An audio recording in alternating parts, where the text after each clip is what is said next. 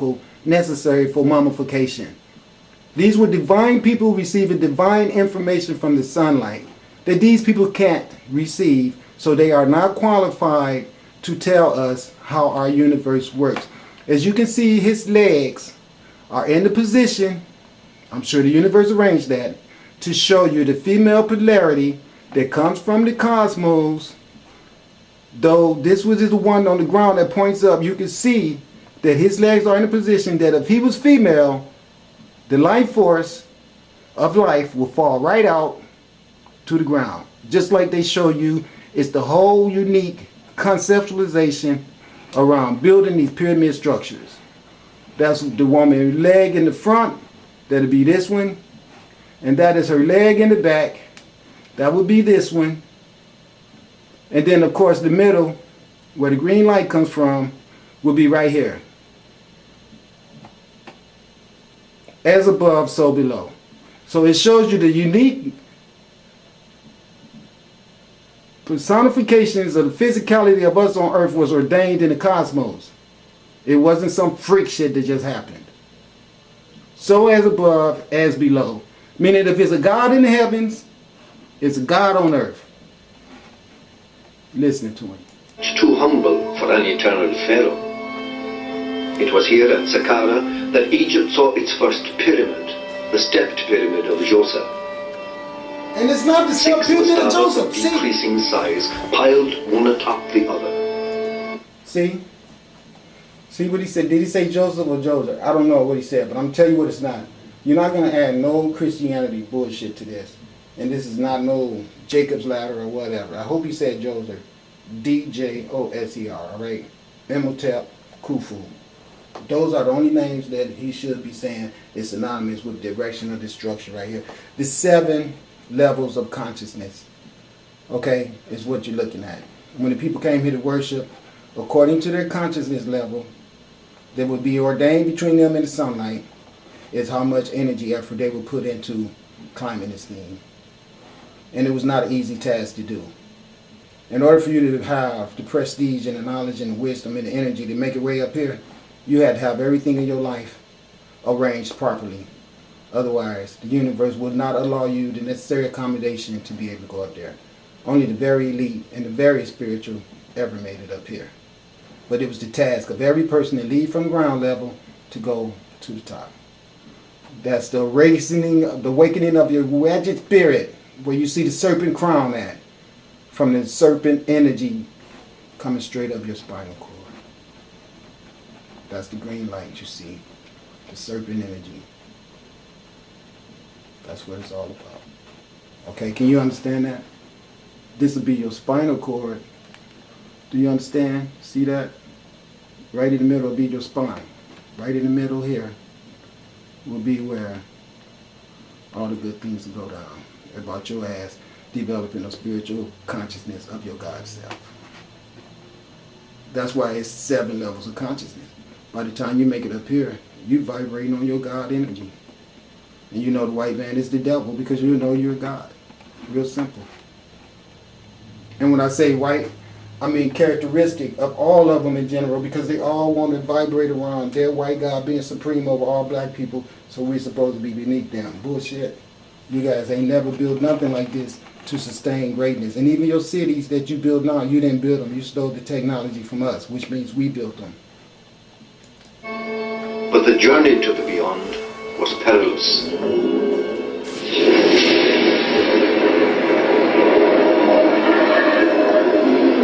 These are the passwords to the afterlife, carved almost 4,500 years ago. Prayers, advice, and magical incantations. Djoser's stepped pyramid was an act of faith, a stairway to the stars for the pharaoh. It was also a prototype for a tomb that would be the artistic and architectural high point of ancient Egypt, and mark its fall.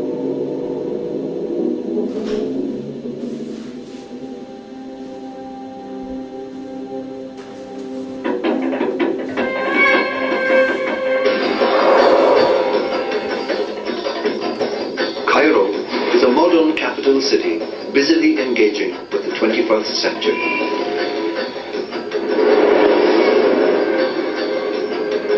Giza Pyramid complex is almost swamped by a Cairo suburb. It shows you how quick everything gets dilapidated and ruined at the hands of these people, because all they want to do is make profit, profit, profit, profit, profit. And you better believe if these pyramids were not as huge and monolithic as they are, if they would have bulldozed those things over total disrespect to God and the God-man, and used that space that's right there to build more houses so they can make more people pay rent. Peace and blessings. And also you can contact me on my personal Facebook page, Michael M. Hotep. That's IMHOTEP, Michael M. Hotep, my personal Facebook page. Send me a friend invite. Let me know you're listening to the show. I'll set you on the air and give you a shout out also. Okay? So, I want to thank everybody for tuning in. We're about to get started. And about to take a quick break, and we'll be back in a few minutes.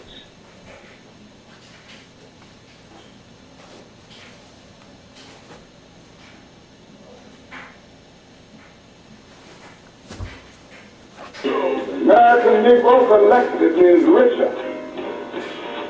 In most nations of the world, we have an annual income of more than $30 billion a year, which is more than all of the exports of the United States and more than the national budget of Canada. Did you know that? Yeah. That's power right there, if we know how to prove it. We should own and operate and control the economy of our community. We have to become involved in a program of re-education to educate our people into the importance of knowing that when you spend your dollar out of the community in which you live, the community in which you spend your money becomes richer and richer. The community out of which you take your money becomes poorer and poorer. And because these Negroes who have been misled, misguided, are breaking their necks to take their money and spend it with the man is becoming richer and richer, and you're becoming poorer and poorer. And then what happens? The community in which you live becomes a slum. It becomes a ghetto. The conditions become run down. And then you have the audacity to complain about poor housing in a run-down community.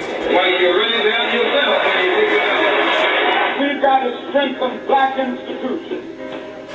I call upon you to take your money out of the bank downtown and deposit your money in Tri-State Bank. See, what they're saying is this: when you black people take all your money and you give it to white institutions, white churches, worship a white God, you buy crack, you buy alcohol, you buy cigarettes, you buy meat, you buy everything, gasoline, cars, tire, all that stuff generates wealth for the white people. And the white people hate us. They want to see us dead. You all know that. They use that money to build prisons that they're going to lock your children up in. They buy guns. They done brought so many guns. And who you think they buying them guns for? To kill themselves? No. They brought those guns to kill our asses with. All right? You go in the store to buy a gun now, you be black, they probably won't sell you one. Okay, so this is our circumstances on this planet. I'm not saying this because I want to start evil. I'm saying this because it is what it is. So the only thing we got is our unity with each other, and we don't have that. And that's why we're all destined to die if we don't change. Now, we are God people. Our information should be coming to us from the sunlight, nowhere else. If you get it from the people that's trying to kill you, they're going to make you have bizarre living arrangements where all your hard-earned money that they make it very hard for you to get goes right back to them. It can never be contributed toward building any type of thing like you're looking at right there. They destroyed that, and you think they're going to help you get back to it? Get real. It's time to wake up. All right, it really is. We are telling you to follow what we are doing. Put your money there. You have 6 or 7 black insurance companies here. Take out your insurance there. Now, these are some practical things that we can do. We began the process of building a great economic base. We've got to give ourselves to this struggle until the end. We've got to see it through. So our people not only have to be re-educated to the importance of supporting black business, but the black man himself has to be made aware of the importance of going into business. That's right. You know, I had my truck. I wanted to start this scrap business. Every white person knew what that was. You know, as long as I don't get ambitious, and yes sir, and please, yeah, all that is good. And then as long as I think about myself, just only myself, oh, we'll let her make it. But then when you come out here and you're trying to say, you know, I don't want to have to depend on you for jobs and all that stuff, and you're using all the economics and all the resources to keep your foot in the back of my head, and I can see that. So now you're trying to wake your people up. And when you say your people, you mean the people that is victimized right along with you by the people that has ostracized you outside of their center. So there's nothing wrong with you trying to go to people and say, haven't you noticed that they're locking all our asses up in prison, or the police is killing us, and all the food in our neighborhood, they put it there, so they poisoning us. And they got our women all thinking that they not anything unless they wear their wigs. And look, they got us drinking alcohol and smoking cigarettes, and this homosexuality, they using subline suggestions through all their TV mediocrity and all the magazines that they make and everything to make us all feel like we're degenerates and inferiors. But you can see the civilizations that we have, the great places that we erected in the name of our gods, they destroyed and replaced all of our history with their bullshit dogma. Nothing wrong with you trying to return your people to their greatness.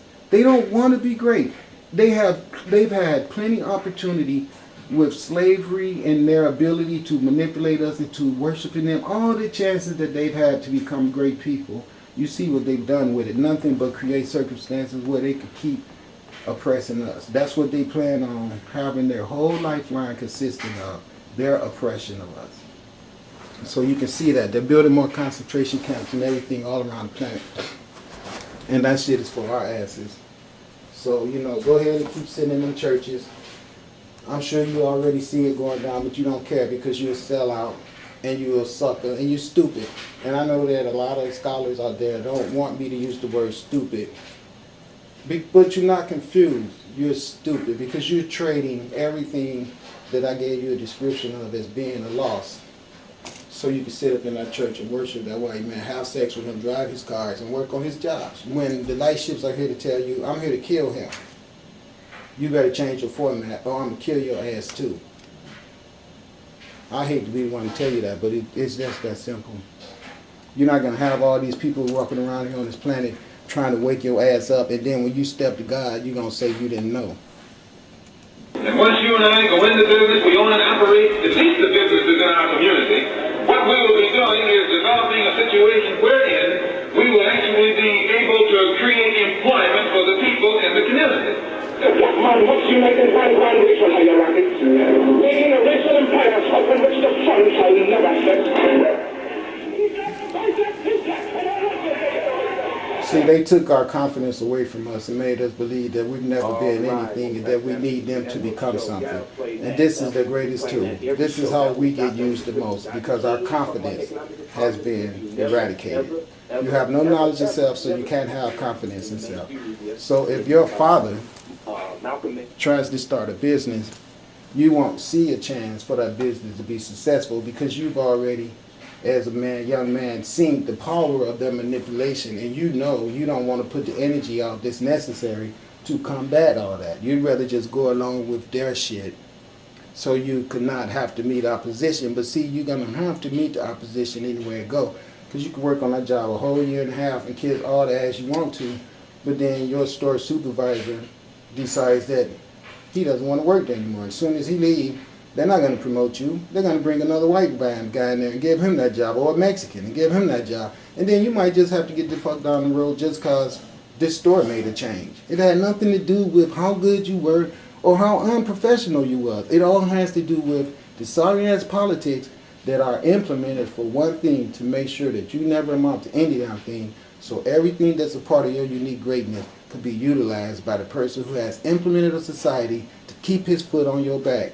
Keep his foot behind your fucking neck and make sure that everything that's about you, your woman, your children, your energy, your thoughts, everything, be all concentrated